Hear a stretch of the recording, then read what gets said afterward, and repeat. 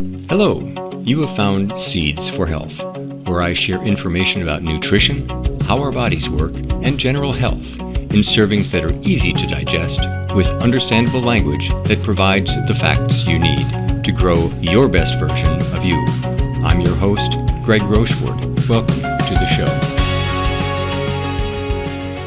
All right, hello.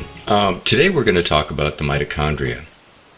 Any discussion of health, metabolism, life itself would be pretty anemic without mentioning the mitochondria.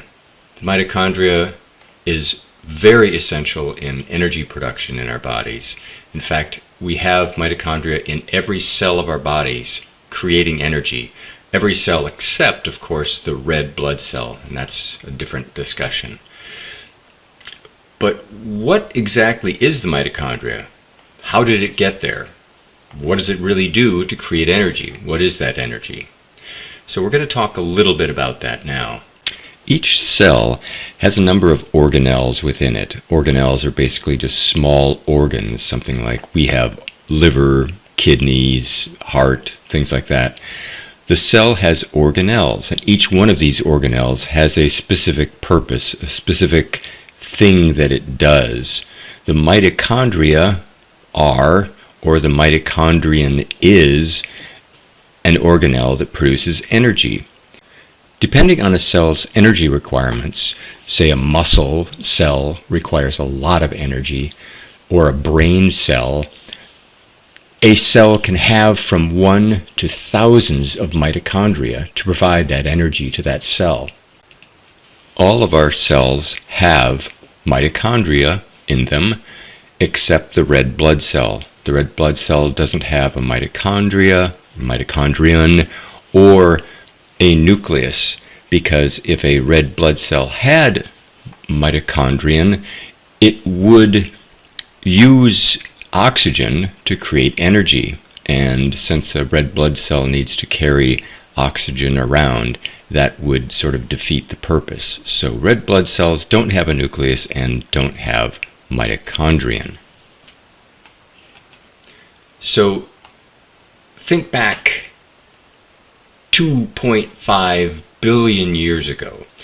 In the primordial soup, there were two types of cells basically floating around living.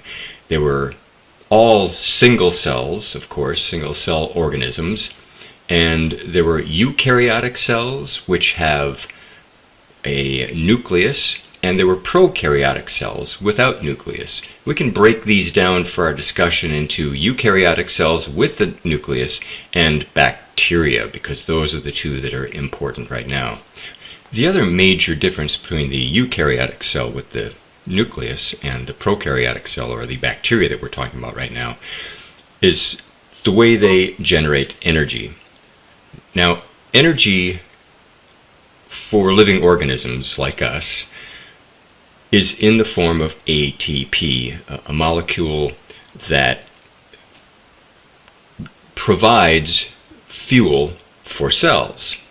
And ATP stands for adenosine triphosphate. We'll get to that later. But eukaryotic cells in an anaerobic, low to no oxygen environment could create just a couple of ATP, whereas the bacteria used a different process to use oxygen along with some organic chemicals like sugars to create a lot of ATP. So what happened next was really important. This eukaryotic cell swallowed, engulfed this bacteria, this prokaryotic cell, and then they made this pact that the bacteria would benefit from the protection from the eukaryotic cell, and as well it would also get organic chemicals for food. And there would be others that would come from this anaerobic process that the eukaryotic cell used to use to create just a couple of ATP, but now would be used in this larger process to help the mitochondria create a massive amount of ATP, which would provide then a lot of energy for this eukaryotic cell to become more complex, and eventually a multicellular creature, and leading all the way to us. A little bit now about this ATP production. So there were basically three major portions, or maybe even four, depending on how you look at it, of the energy production that occurs within a cell to create ATP. So first, we have glucose in our bloodstreams. The glucose comes into a cell, and then that cell takes that glucose and puts it through a process called glycolysis. Glycolysis takes one molecule of glucose and creates two molecules called pyruvate. These pyruvate molecules can then be brought into the mitochondria through its outer membrane and then its inner membrane. And within the mitochondria then, another process called the Krebs cycle or the citric acid cycle creates some more molecules called NADH and FADH2. The important part of those molecules is the H at the end. Those hydrogens are going to be used in the next process called the electron transport chain, where oxygen, or an oxidative reaction, strips these hydrogen atoms off of these NADH and FADH2, and those hydrogen then go across the inner membrane of the mitochondria, from the matrix through that inner membrane into the intermembrane space. So these start building up in that intermembrane space. Once they build up, they then have an electrical potential, and that potential pushes them back into the inside of the mitochondria through a protein called ATP synthase. And that actually, which is really amazing, this little tiny protein starts to spin. It actually spins. And as it spins, it starts creating ATP. And this process now creates another 25 or so ATP, where normally the glycolysis that the eukaryotic cell used before only creates about 2 ATP. So this process is really amazing on how much energy it can create. So that's kind of the important portion of the endosymbiosis between the eukaryotic cell and the bacteria.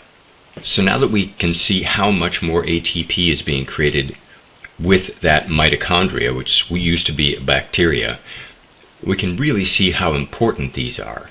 And if our mitochondria are sick, so are we. It's really bad. As kind of an idea of how this kind of benefits us, consider going for a walk. When you're walking, just walking, doing zone 2, roughly, exercise, where you can walk along and you can still talk to a friend or whatever without gasping for breath. That is zone 2, and that sort of exercise allows all of these processes to occur. The glycolysis creates the pyruvate goes into the mitochondria, the mitochondria takes that, sends it through the citric acid cycle, and then through the electron transport chain, and finally oxidative phosphorylation, which creates the ATP. Okay, so all that stuff is going on when you're just walking along. At that point, your body is not screaming for energy very quickly. It doesn't say, I need this really bad right now. So what our body can do then in this zone 2 exercise is that it takes fat and does a process called beta oxidation, where fat is a bunch of carbon molecules stuck together, basically. It takes 2 of those, alpha and beta, chops those off and creates energy out of that. And that can be another discussion. But anyway, that is a slow process that then uses the glycolysis, the citric acid cycle, the electron transport chain, and oxidative phosphorylation. So all those things are going on, and it's a slow process, but because we're just walking along, our bodies can do it. what changes is if we start to do high intensity exercise. Now, all of that stuff that I was talking about before, that's a lot of stuff to occur.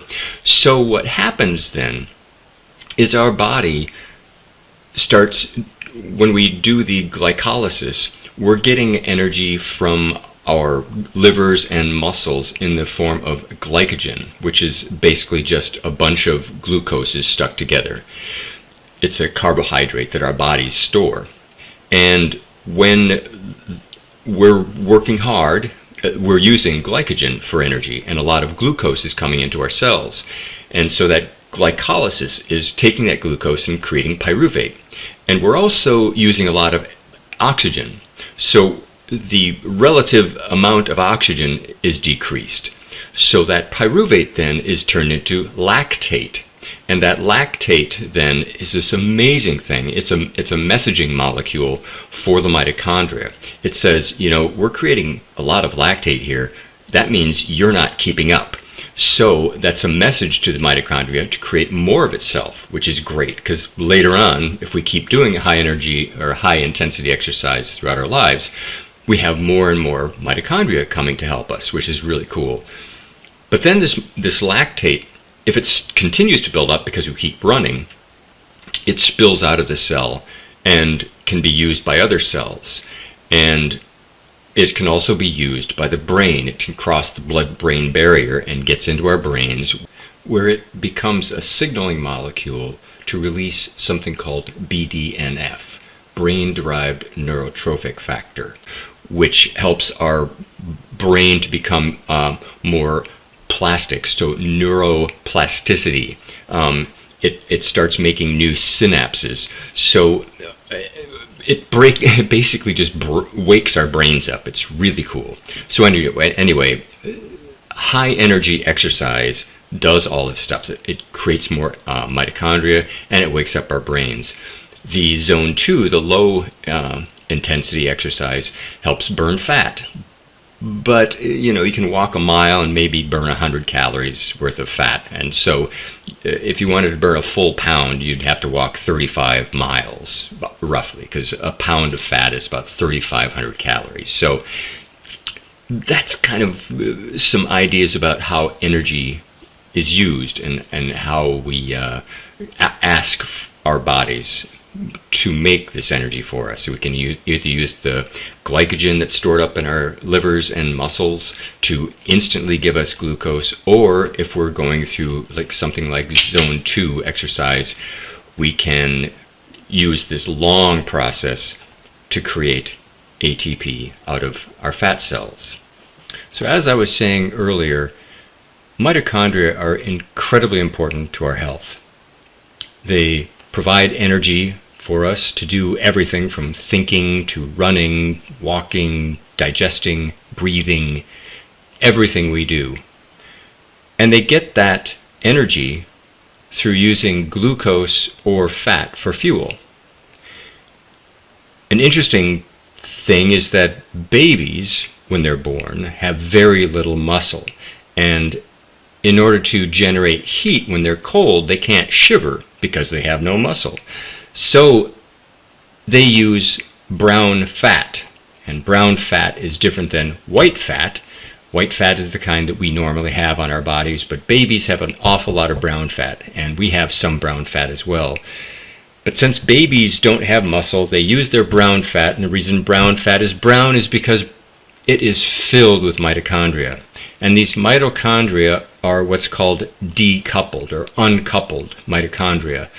So instead of generating energy from fuel, they generate heat. It's kind of like having a car, keeping in neutral or park and hitting the gas and just holding it on. So you're generating a lot of heat, but you're not going anywhere. And that's basically what an uncoupled or decoupled mitochondria is like. Sort of another thing is when we die, because there is no ATP being created by mitochondria anymore, the way our muscle fibers work, there is no ATP to let them slide anymore, to relax. The ATP actually causes the functioning of the muscle to relax. And if there is no ATP, those muscles stay locked. And so when we die, there is no more energy being created. So those muscle cells, those fibers, lock in place, and they don't unlock until they start to break down after death. So you end up with rigor mortis for a certain amount of time, up to 24 hours, or depending on temperature and other things that were going on. But once the cells start to deteriorate after death, then that loosens up again, and so the rigor mortis starts to let go. Another kind of fun fact is, if you look at chicken meat or turkey meat, you'll notice that the breast meat is white in color, and the legs and maybe wings are dark meat, thighs. So that also has to do with mitochondria. Since chickens and turkeys are pretty much flightless birds, they do a lot of running, so their legs need a lot of energy, but their wings and their breasts, because they aren't flying, really don't need that much energy, so they don't have a lot of mitochondria.